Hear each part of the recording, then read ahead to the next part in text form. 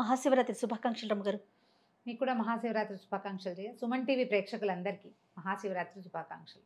ఈ శివరాత్రి మన జీవితాల్లో ఎంతో వెలుగును తేవాలని, ఆధ్యాత్మికంగా మనం ప్రగతిని సాధించాలని కోరుకుందాం. మరి శివరాత్రి పండుగ అనగానే ముందుగా గుర్తొచ్చేది రమ్మగారు ఉపవాసం ఉండటం, జాగరణ చేయటం, ఆ శివుణ్ణి తలుచుకుంటూ ఆయన్ని ప్రార్థిస్తూ ఉండటం రోజంతా కూడా. దానితోడు అభిషేక ప్రియుడు కదండి. అభిషేకాలు, అర్చనలు దేవాలయాల్లో జరుగుతూనే ఉంటాయి. సంవత్సరం అంతా శివరాత్రులు వస్తూనే ఉంటాయి మనకి. ప్రతి నెల మాస శివరాత్రి ఉంటుంది. అమావాస్యకి ముందుగా చతుర్దశి, త్రయోదశిల కలయిక ఉండాలి అట్లా చెప్తారు శాస్త్రం ప్రకారం. ఈరోజు మాస శివరాత్రిని క్యాలెండర్లో కనపడుతుంది, చూసుకోం మనం. మామూలుగా మాస శివరాత్రులు గమనించాం. దేవాలయాల్లో, శివాలయాల్లో మాస శివరాత్రికి అభిషేకాలు చేస్తారు ప్రత్యేకంగా. ఆర్ద్ర నక్షత్రం పరమేశ్వరుడి నక్షత్రం కాబట్టి ఆ రోజున సోమవారాలు, తర్వాత ఈ మాస శివరాత్రి విశేషంగా ప్రతి శివాలయంలో, చిన్న శివాలయం నుంచి ప్రతిష్ట ఉన్న ప్రతి శివాలయంలోనూ, తర్వాత మహాశివ జ్యోతిర్లింగాలు అన్ని చోట్ల పెద్ద పెద్ద దేవాలయాల్లో కూడా చేస్తారు. మనకి ప్రత్యేకంగా సామాన్య జనానికి తెలిసిందంటే ఇది మహాశివరాత్రి నాడు. నెలంతా అంటే ఏడాదంతా అన్ని నెలలు పాటించకపోయినా ఈ ఒక్క మహాశివరాత్రి నాడైనా శివ జాగరణ, శివుని కొరకు ఉపవాసం, శివ పూజ, శివాభిషేకం, శివ స్మరణ ఏది చేసినా కూడా అఖండమైన ఫలితాన్ని ఇస్తుంది.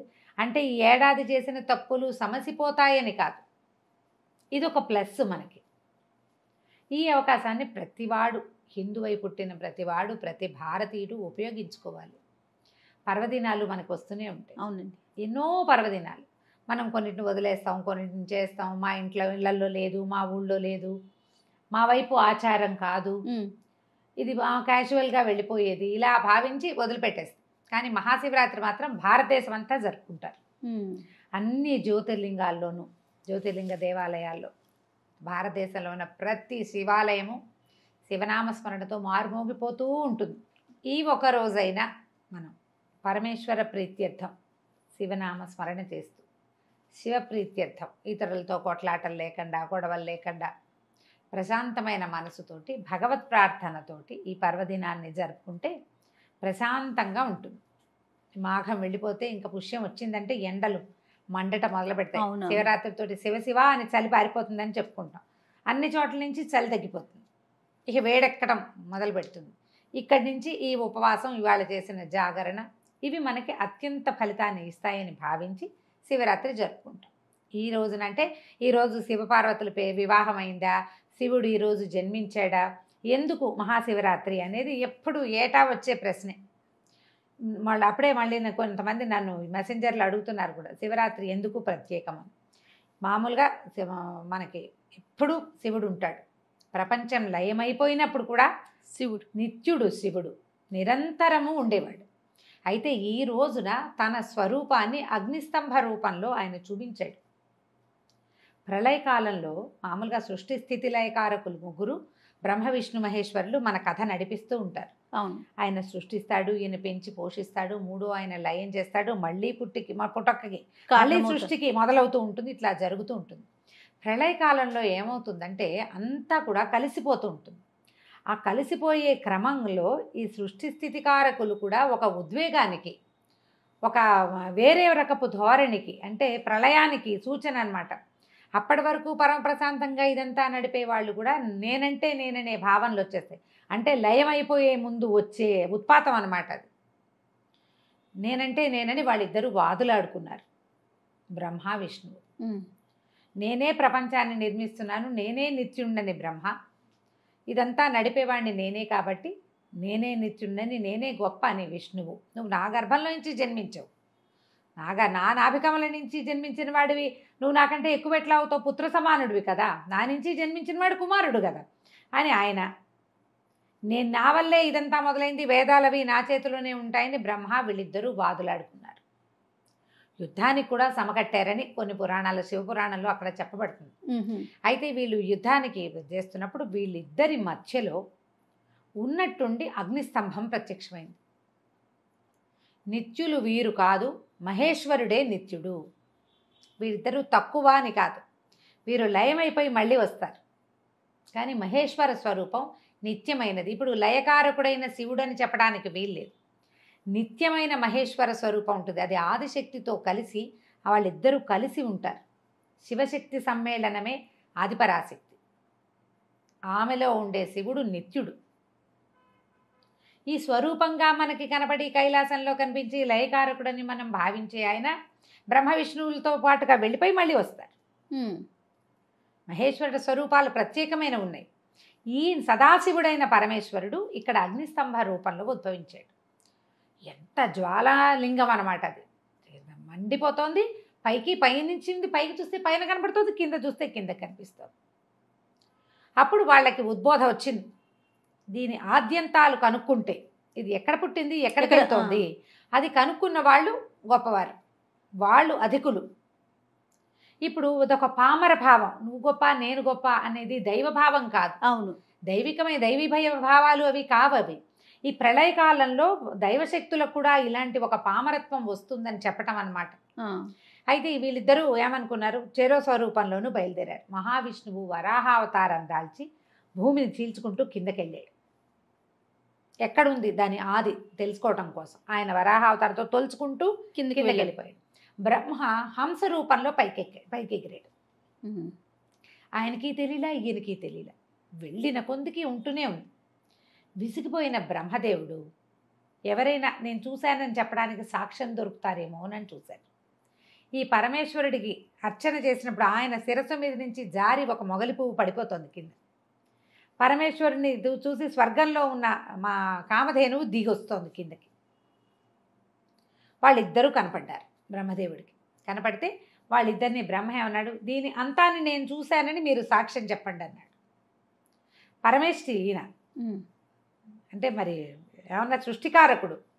అన్నిటికీ బ్రహ్మదేవుడి దగ్గరికే వెళ్తారు దేవతలు. ఏ సమస్య వచ్చినా, మరి ఏ జీవికి సమస్య వచ్చినా ముందు బ్రహ్మదేవుడి దగ్గరికి వెళ్తే ఆయన తను తీర్చగలిగేదైతే తను చెప్పి, లేకపోతే విష్ణువు దగ్గరకో శివుడి దగ్గరకో తీసుకెళ్తాడు. మొదట అడిగేది ఎవరు, అమ్మనే అడుగుతాం కదా. బ్రహ్మదేవుడే తల్లి ప్రాణులకి. దాంతో మొగలి పువ్వు ఒప్పుకుంది, ఆవు ఈ కామధేనువు ఒప్పుకుని దిగొచ్చారు. ఏ ప్రాంతంలో అయితే మొదట తాము చూశారో అక్కడికి వచ్చారు. ఆ స్తంభం అట్లా పెరుగుతూనే ఉంది, పైకి వెళ్తూనే ఉంది, కిందకొస్తూనే ఉంది. కానీ విష్ణువు తను కిందకి వెళ్ళి తను చూడలేకపోయాడు. ఆయన నేను దీని ఆదిని కనుక్కోలేకపోయాను అని ఒప్పుకోవటానికి పైకి వచ్చాడు. వీళ్ళిద్దరూ కలుసుకున్నారు.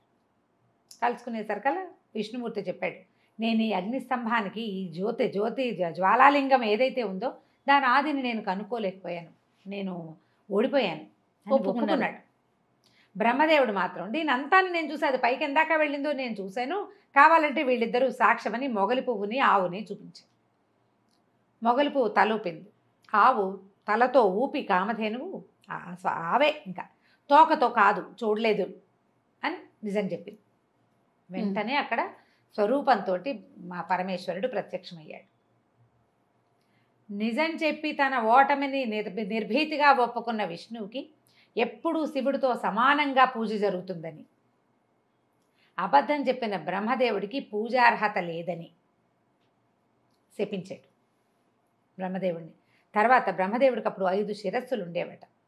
భైరవ స్వరూపంలో ఊర్ధ్వముఖంగా ఉన్న ఆ శిరస్సుతోటే బ్రహ్మ అబద్ధం చెప్పాడు. ఇప్పుడు 4 దిక్కులకి 4 ముఖాలు ఉన్నాయని చెప్పుకుంటామా, ఊర్ధ్వంగా ఒక శిరస్సు ఉందట. ఆ శిరస్సుని గోళ్లతో గిల్లేశాడు పరమేశ్వరుడు అని చెప్తారు. అబద్ధం చెప్పిన శిరస్సుని తుంచేశాడు. ఈ అబద్ధపు సాక్ష్యం చెప్పిన వాళ్ళిద్దరు ఉన్నారుగా, మొగలి పువ్వుకి పూజార్హతే లేదు దాని జీవితంలో, ఏ పూజకి అది ఇంకా పనికిరాదు అని దాన్ని శపించాడు. కానీ ఈ కామధేనువు ఆవు ముఖంతో అబద్ధం చెప్పినా తోకతో నిజం చెప్పినందుకు నీ ముఖానికి పూజార్హత లేదు, నీ పృష్ఠానికి పూజార్హత ఉంది, వెనక భాగాన్నే పూజిస్తాం. అవును. ఆఖరికి కంచి కామాక్షి అమ్మవారికి కూడా ఉదయకాలపు సేవలో గోపృష్ఠాన్ని చూపిస్తారు. తలుపులు తీసి అమ్మవారికి ఏనుగు దర్శనం అవన్నీ చేయిస్తారు. ఏనుగు అశ్వం సేవలు అందిస్తారు కదా, అప్పుడు ఆవుని నిలబెడతారు ఆమె వైపుకి. పొద్దునే శుభ లక్షణాలు చూసి తలుపు తీస్తారనమాట. అంతటి పూజార్హత ఆవు యొక్క వెనక భాగానికి ఇచ్చారు. ఆ వెనక భాగం నుంచి వచ్చేటువంటి పురీషము అవి కూడా ఆ మొత్తం పంచగవ్యాలు మహాద్భుతమైనవి.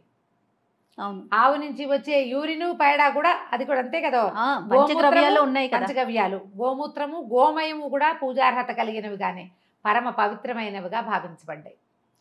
ఆ ఏ టైంలో ఏ రోజున అయితే అగ్నిస్తంభ రూపంలో స్వామి పరమేశ్వరుడు దర్శనమిచ్చాడు ఆ రోజే మహాశివరాత్రి.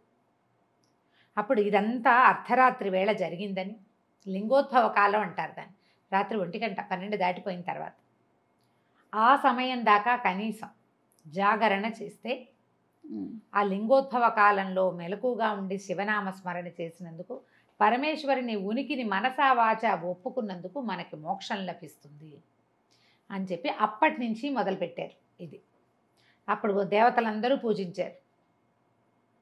వాళ్ళందరూ కూడా అందరూ మోక్ష సాధనకి అర్హులేనమాట. మనం ఒకసారి ఈ ఉపవాసం ఉంటే నిరుడు చేసాం మాకు మోక్షం వచ్చేస్తుందండి అని అనుకోవడానికి వీల్లేదు. జీవించి ఉన్నంత వరకు చేయవలసిన విధి. ఇది కాలచక్రం తిరుగుతూ ఉంటుంది కదా, ప్రతి సంవత్సరము వస్తుంది. ఈ రోజున ఉదయమే తలకి నీళ్ళు పోసుకోవటం, తల స్నానం చేయటం, అంటే తలంటి పోసుకోవటం అనే విధానంగా చెప్పరు, ఊరికే తల రుద్దుకోవటం, నెత్తికి నూనె రాసుకుని పండగల్లో లాగా చెయ్యరు పర్వదినాల్లో. తల కడగటమే. ఆ కడగటం ఇప్పుడు కాస్త ఏదో కుంకుడుకాయో సీకాయో శనగపిండో, ఇప్పుడు షాంపూ అవకాశం వచ్చింది కాబట్టి షాంపూతోటి తల స్నానం చేయటం, ఉదయమే ఏదైనా దేవాలయం దరిదాపుల్లో ఉంటే దేవాలయానికి వెళ్ళటం, శివాలయ దర్శనం, శివాలయంలో కుదిరితే ఒక దీపారాధన చేసుకోవటం అవకాశం ఉంటే, లేకపోతే చేసేదేం లేదు. శివాలయాల్లో కంటిన్యూస్గా ఏకాదశి రుద్రాభిషేకం జరుగుతూ ఉంటుంది. అవును. ఒక్క నిమిషం నిలబడి దండం పెట్టుకొచ్చేయటం కాకుండా ఆ నమక చమక మంత్రాలను చెవిని వేసుకోవటం. మనకేం అర్థం కాదు, కానీ ఆ వైబ్రేషన్ కావాలి మనకి, అది వినాలి. వింటూ ఆ ఒక్కసారి అభిషేకం చేసే దృశ్యాన్ని చూసి మనసా భగవంతుడికి ఒక నమస్కారం చేసుకుని ఆ రోజున పగలు ఉపవాసం ఉండి, రోజంతా ఉపవాసం ఉండటం మంచిదైతే ఉపవసించలేని వాళ్ళు ఉంటారు. చిన్నపిల్లలు ఉన్నవాళ్ళు, ఆఫీసులో ఉద్యోగాలు, వృద్ధులు, గర్భవతులు, చంటి పిల్లల తల్లులు, అనారోగ్యంతో ఉన్నవాళ్ళు, వీళ్ళు ఉపవాసం ఉండలేకపోతే శివనామ స్మరణతో ఆహార స్వీకారం చేయొచ్చు. దేవుడికి నివేదన చేసిన వస్తువుల్ని తీసుకోవచ్చు. ఏవో ఒకటి అవి ఇవి తినేయకుండా నివేదన చేసిన వస్తువుని తీసుకున్నా కూడా ఉపవాసం కిందకే లెక్క వస్తుంది. అది కూడా పద్ధతే. పళ్ళు నివేదన పెట్టి ఆ పళ్ళనే స్వీకరించడం, పళ్ళు అవి తినచ్చు, దుంపలు తినచ్చు, ఆలుగడ్డలు లాంటివి అలా ఏదైనా తీసుకోవచ్చు. ఆ తర్వాత ఈ దిబ్బరొట్టెలు లాంటివి తీసుకుంటారు. మినుము తోటి కలిసిన ఆహారం కూడా పనికొస్తుంది అంటారు. రసాలు నీళ్లతోటే ఉండగలిగిన వాళ్ళు ఉండటం, ఉపవాసం ఉండటం, రాత్రి లింగోద్భవ కాలం దాకా జాగారం చేయటం. జాగారం చేసే టైంలో ఏదో ఒకటి ఎఫ్టీవీ ఎంటీవీ అటీవీ ఇటీవీ పెట్టుకోకుండా కాస్త భగవత్ నామ సంకీర్తన జరిగేవి ఏవైనా పెట్టుకుని ఆధ్యాత్మిక ఛానల్ పెట్టుకోవటం, లేదా ఏదైనా చదువుకోవటం, శివపురాణం, కార్తీక పురాణం, మాఘ పురాణం, ఈ రోజులు ఇప్పుడు మాఘమాసం కాబట్టి ఏదైనా ఒకటి చదువుకోవటం. ఇందులో ఈ హడావిళ్లలో మనం గొడవలు, ఇబ్బందులు, పోట్లాటలు వాట్లలోకి దిక్కండా ఉండటం. సాధ్యమైనంత కొంచెం మౌనాన్ని ఆశ్రయించి, పూర్తి మౌనం అని చెప్పటం లేదమ్మా, నేను మౌనం పట్టమన్నానని మాత్రం అనుకోకండి, కొంత నిశ్శబ్దాన్ని ఆశ్రయించి శివనామస్మరణ పంచాక్షరి మంత్రాన్ని కనుక మనం అట్లా అనుసంధానం చేసి ఉంచుకుంటే ప్రశాంతంగా మనం దైవారాధన చేసుకోగలుగుతాం. దీనివల్ల రాగల రోజులో మరింత ప్రశాంతంగా ఉండేందుకు అవకాశం ఉంటుంది.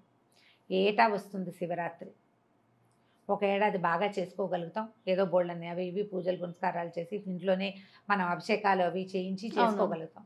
ఒక సంవత్సరం చేయలేం. చేయకపోతే తప్పు, నిరుడు చేసాం, ఈ ఏడాది చేయకపోతే తప్పు అలా భావించద్దు. ఎప్పటికి ఏది కుదిరితే నామస్మరణ వదలద్దు. కనీసం కలియందు నామస్మరణే ముఖ్యమని చాలా చోట్ల చాలామంది పెద్దవాళ్ళు ఎన్నో గ్రంథాల్లో చెప్పారు. నామస్మరణ చేసుకున్నా సరిపోతుంది. అభిషేకం చేసుకోగలిగినా, అభిషేక దర్శనం చేసుకోగలిగినా, తీర్థం తీసుకోగలిగినా, ఎవరైనా స్నేహితులలో అభిషేకం జరుగుతుంటే అక్కడికి వెళ్ళి నమస్కారం చేసుకున్నా కూడా మంచి ఫలితాలే లభిస్తాయి. శివనామస్మరణే ఇంపార్టెంట్ ఈ రోజుకి. కుదిరినంత శివార్చన చేసుకోండి. తప్పకుండా రమ్మగారు. నమస్తే. నమస్తే.